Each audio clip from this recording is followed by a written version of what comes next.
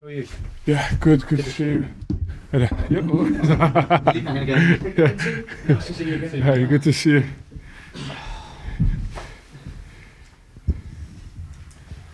Right, everyone, nice to see you. This is a preview for our game against Brighton. Pete, if you'd like to start the proceedings. Vincent, good afternoon. Good to see you. Good to see you. You well? Yeah, good. Not good news to start the weekend with a touchline ban and a fine that we heard about a couple of hours ago. What's your reaction to that double punishment?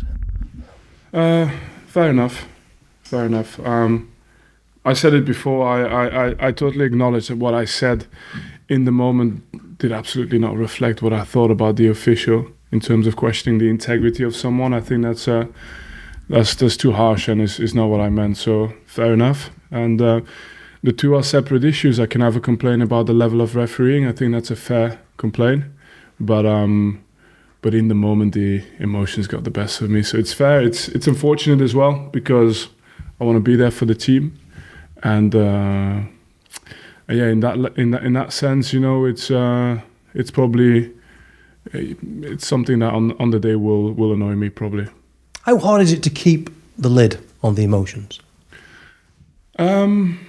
No, I mean, look, it's a game of emotions. You have the passion on the touchline. You build up to a game to have so much belief when you start the game. But you know as well, especially in this league, that you can't give an inch to anyone.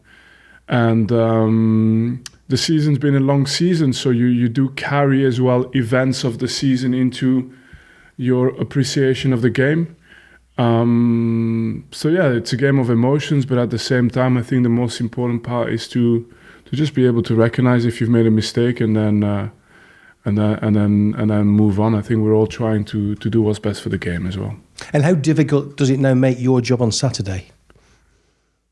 Yeah, it's unpleasant, but I have full trust in the staff that I have with me. I have full trust in the players and their ability to rise up to the challenge. You know, ultimately on match day, the most important people are the players, and that's what needs to reflect on the day. On a happier note, 38th birthday this week. Yeah. Many happy returns. Thank you. Did you have a good day? Did you get many presents? It was a fairly normal day, yes. Presents. You still get presents at 38? Yeah. Don't tell me you didn't get any presents. I didn't know you're supposed to get presents at that age. Well, it's just a good it's year. Not Christmas, is it? The way so you still get presents at your age? Of course I do, yeah. Little list. You put a little list together? Yeah, well, it's something I'm going to bring back at home and just... I'm going to at least ask the question because, I don't know, it's not been that type of presents. It's been shared time with the family. Important that you have that, though, isn't it? Especially with the challenging season that you're having. Yeah, but I think having been in football for so long, I think it's something you develop over time. I hope anyway that anybody, any manager especially, is able to do that for himself because you have to have that balance. In my case, I can really work the hours that I do only because I have also a safe place, if that makes sense. So it always gives that extra little bit of energy that you need to stay as well on track during the season. How difficult, how draining have you found this season? Because it looks like it's been hard work. No, it was tougher last year in the Championship. Just more games. I mean, how many midweek games did we have this season? 6. I think we had 16 or something last season, and they were all condensed because of that World Cup they put in the middle. So it was maybe an exceptional year in terms of the calendar. Maybe that was bound to happen anyway. But the draining, I think it's if you feel that you're going a direction and maybe people that you're working with don't want to go with you, I can see how that can be draining.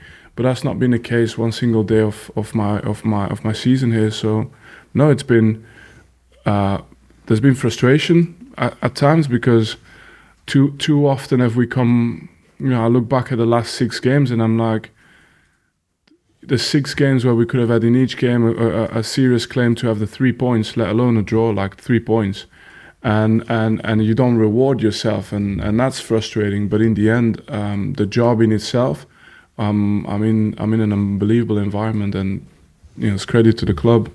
Is there a feeling that when you look back at those 6 games, that's ultimately going to cost you come mid-May? I think the whole season, when you're down to where we are, the whole season kind of has an impact. Anything that's happening in the season, and it's been fine margins so many times. And I don't think we're the only club. When I look at the other teams around us, whether it's Sheffield or whether it's Luton and others, the amount of times that they're in games and the game is so close, and then the difference is, a couple of times it's landed inside the back, inside the post, and sometimes it's a little bit more outside the post.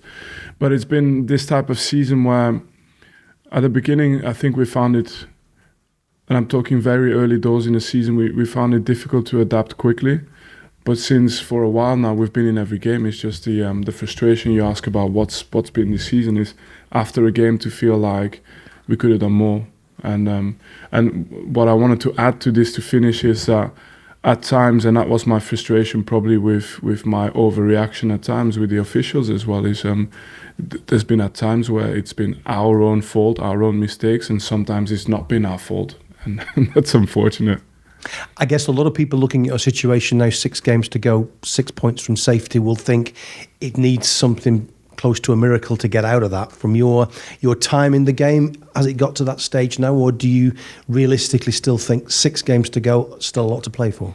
I wouldn't call it a miracle, but it needs wins. It needs points. I mean, we're not necessarily able to look forward to any game and say this game we pick and choose, this game is the one. Every game is tough for us, but every game offers the opportunity. We don't also look at any game as a game where we can't win because of the type of games we've played. So what we need is that difference between earlier in what we've had this season and the next 6 games is, well, if you have a good performance, you have to have 3 points. That's and a lot of people are looking ahead to potential ends of season after the latest points deduction for Everton, and I know you've talked about that in the past, but in Everton's latest case now, the appeal process may go beyond the end of the season. So whatever final position you're in might still be subject to appeal by somebody else. What do you make of that situation? No, I'm probably not. It's just the way I'm wired. I do very little to try and spend energy or time, consumed on things I can't control, and I really can't control that. Nor should I have a say in it, really. It happens between whoever are the relevant authorities for us and the clubs that you mentioned, and I have absolutely nothing to comment on this other than I want to see what we can do on the pitch in the next 6 games. But surely you'd want your destiny sorting out one way or the other by May the 19th, wouldn't you? But I think of it this way, like the discipline you have to impose on it. Like, I've known nothing different. So when I signed for Burnley, there was still, I think it was like on the last day it could be both scenarios, right? I've never been in a mindset where you don't have to plan for 2 leagues, which is crazy to think about. But when I joined, I had to still plan for Premier League survival or Championship. When we were in the Championship, we still had to plan for Championship or promotion. And now when we went to the Premier League, we had to do it in reverse, Premier League or Championship. So it's not as difficult an exercise as you would think, because we live in that reality. But you've talked about emotion. I mean, the emotion of getting relegated and then having that decision changed a few days later, that almost sounds inconceivable. So I can tell you now that if it comes to that point, and we're out of the building here on the Monday following the last game of the season, I can tell you that I won't switch my TV on, and someone will just have to call me when the decision has been made. And I'll be probably on the beach somewhere, waiting until someone makes a decision, but not caring in the meantime one bit. It'll be a little bit of holiday, and then at some point I presume I'll have clarity. But in the meantime, because we plan for both scenarios, it's actually not that difficult for us. And just a word on Brighton. I mean, they still got plenty to play for. How difficult an opposition are they for you? They're a unique opposition in the sense that, without necessarily being classed as one of the big 6 teams in this league, they've managed to established themselves with all the habits of the top teams in terms of, they force opposition teams to adapt. And for a team like Brighton to be able to demand that from even the bigger teams, that's pretty exceptional. So that means that it doesn't matter whether the top 6 teams play against them or whether, they have to adapt their game to be able to play against Brighton. And it's a pretty special situation to be in. Like, I'll give an example for us. When we were the best team in the Championship last year, everybody would have to adapt to play us. So in the Premier League, none of the teams have wanted to do that because they won't accept it because, they expect to have the better players. And it took them a while to do that. I'm not saying it happened overnight, but within the space of 5 or 6 years, they've managed to demand this, and that's pretty impressive. Thanks for your time. Good luck. Thank you. Thanks, Pete. Let's go to Gary now about your Lancashire. Vincent, you've got a little 6-game season to go now. Are you in must-win territory as a team now? Yeah, I think we've been in must-win territory for much longer than that. But and I think as well it transpired. I think the energy we've had in games, the drama in the games, because it comes associated with some drama as well because you're just constantly on a knife edge. So we've been living that, just not been having the rewards for it. And but I expect no different in the next 6 games. Are you the sort of manager that sets targets for your teams in terms of, we've got this group of games, we need this many points from it? Oh, it's a very simple target: win the next game, all the time. It's the cliche saying that's actually the most real. I mean, it's as valuable now when you're fighting for survival as last year when you're fighting to be the best team. It's a really good habit to have. It's difficult to maintain in terms of mentality, but it's how I'm wired anyway. So that's something that comes fairly natural for me.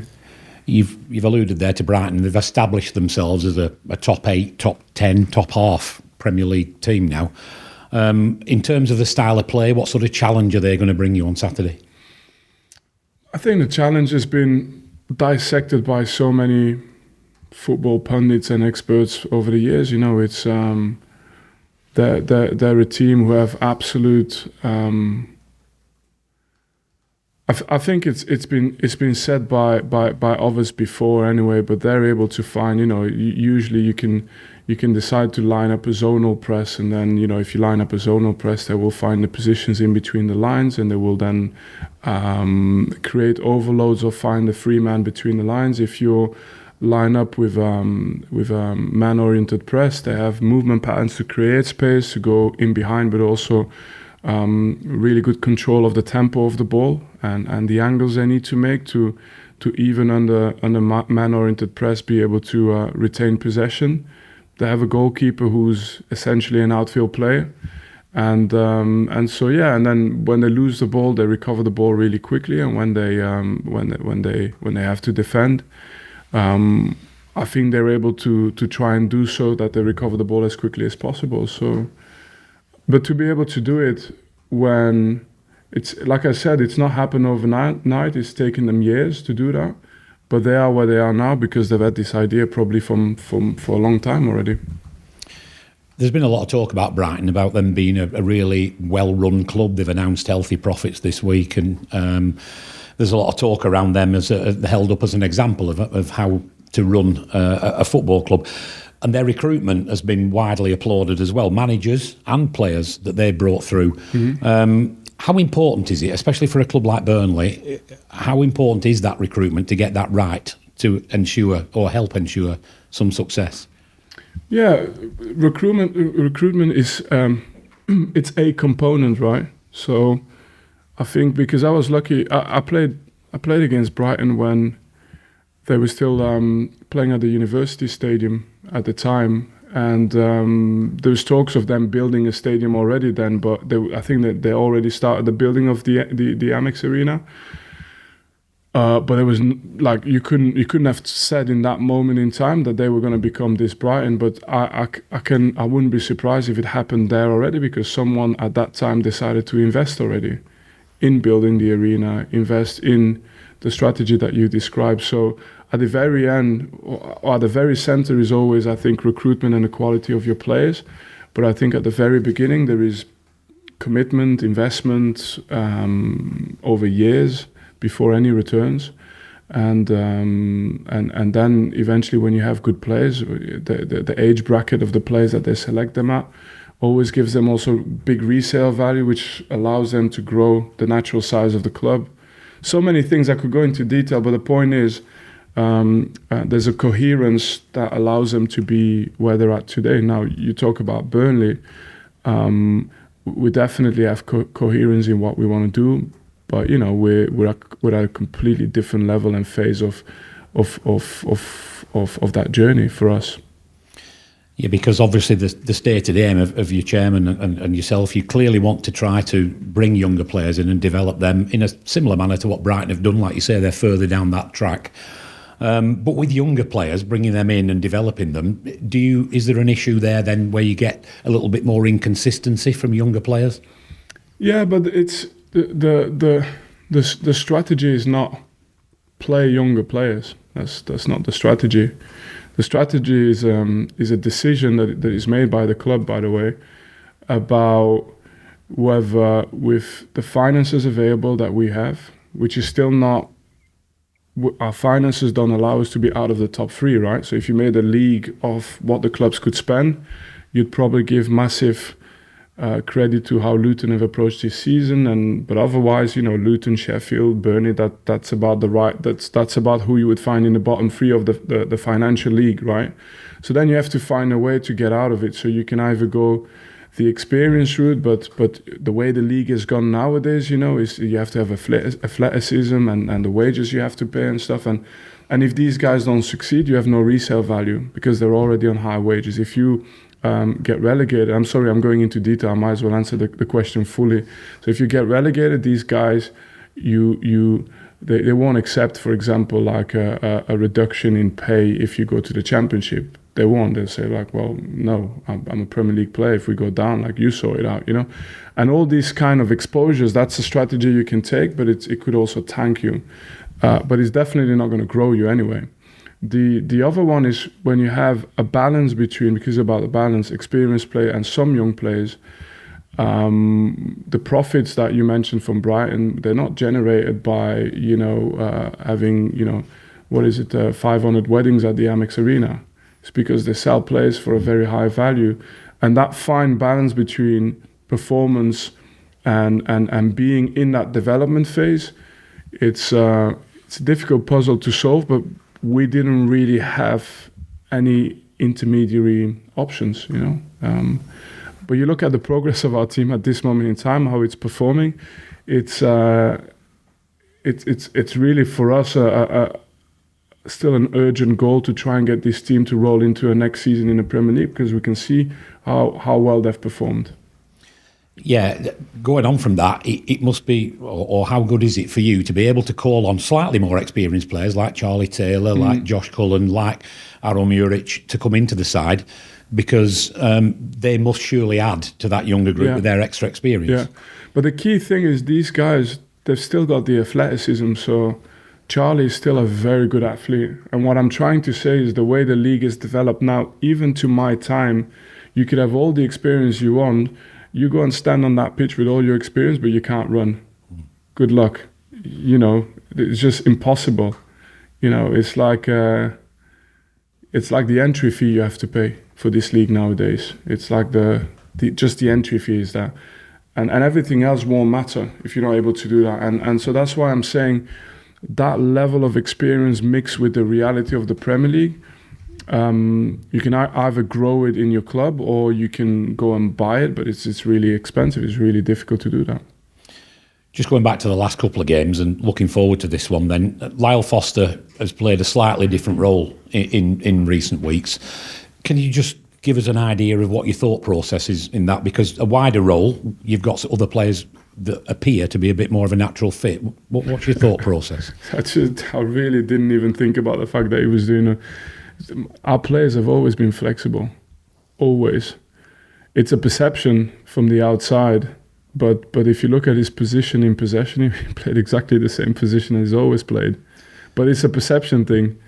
You know, it's 100% part of something we've always done with our players. They've always had to be flexible to be able to be in different roles. He's done it already 15, 20 times since he's been with us. Every player has done it, but I don't control the perception. That's it's an error to watch, to see it that way, but I don't control that. Just finally from me, you did talk a little bit about the number of plans that you've got to have when you come into a league like the Premier League. You've got to plan for the worst case scenario, plan for the best case scenario. Has the worst case scenario, Burnley ending back up in the Championship again, has that plan had to be a bit more detailed and a bit more in focus in this last few weeks? Not by me anyway. You know, like my role is the next 6 games. Your plan, you like I've always said the same thing. You make it at the beginning of the season. You review it, maybe in the international break or maybe in January. But in the meantime, because you've planned it, the next best plan is to focus on the next game. Thank you, Matt. Burnley Express. Hi, Vinny. You'll be without Dara O'Shea this weekend. How big a miss will he be? And did the club ever sort of consider appealing that red card against Everton? I can't say that we would have done. I can't say that we thought we would have had a big chance to do anything with that. I think the main thing is for us is going to miss one game. Someone else has to step up. And obviously he was on a positive trend, so that's unfortunate for us. Generally, how's the squad looking? Any players likely to come back this weekend? I don't think there's anybody else that's going to miss. We should have a pretty good squad other than Dara missing. You've been without James Trafford for the last 2 games. How's he doing? What's his situation? No, he was just ill, so he's come back now, and by the looks of it, he looks in good spirits. I've seen that JJ Watt's been talking this week, saying that he's quite happy to take the flak on referees. He's quite happy to be the voice for the club on referees. So you and Alan Pace don't get in trouble. Are you happy with that arrangement? Honestly, you can't keep hitting me with quotes from America. Like I didn't even get to me. Crabbers. That's one in England actually. It's been on the overlap today, so one in England as well. Was that in England? No, look, I don't know. I can imagine there's a little bit of tongue-in-cheek in there, and my job is fairly simple: is focus on the team that we've got. You know, if anybody else has anything else to do, it's always a good thing to have a teamwork. But I'm not a part of that discussion. Yeah, last week or two, you've been linked with a player from PSV called Shrandi Sambo. Anything you could tell the fans about that one? No, not yet. I think. There's a time and a place. The moment the season's over, then we can start talking about recruits for next season. I think that's fair. Thank you. Thank you. Let's go to the back one last one. Phil. PA Media. Cheers. Vincent, hi. I just had one on the goalkeepers in terms of Muric after what happened, his mistake in the Everton game. How's he been since then, and sort of the attitude going into this game? Fine, solid. You know, they've. It's not just for goalkeepers, for every position on the pitch. It's part of the game, and you know, I remember it happening to me. You've got to pick yourself up and then just focus on the next game. That's great. Cheers. Okay. Lovely. Thank you, guys. Take care. Oh, you got it.